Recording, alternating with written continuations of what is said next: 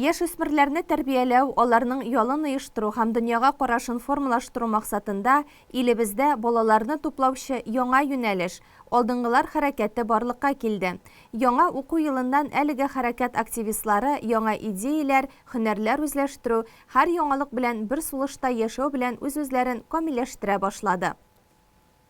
Шушы көннәрдә районыбыз мәктәпләрендә белем алучы 5-8 сыйныф укучыларының бер төркеме журналист, корреспондент һөнәрләре белән якыннан танышу, видеокамера белән эшләү, монтажлау серләрен өйрәнү максатыннан Саба дулкыннары телерадио компаниясендә экскурсиядә булдылар. Биредә эшләүче журналистлар белән аралашып, укучылар экранның икенче ягы тамашачылар өчен сер булган дөньяга сәяхәт кылдылар. Журналист, алып баручы, видеооператор, телевизион инженер һөнәрләре белән якыннан таныштылар.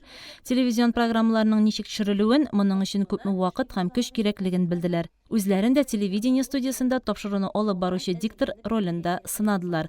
Шулай ук укучылар тәүлек буе сөйләүче Дулкын радиосы эшчәнлеге белән танышып, тапшыруларның радиоэфирга әзерләнүе, җырлар фонотексы, тавыш яздыру техникасы белән кызыксындылар һәм радио дикторы сыйфатында булып карадылар.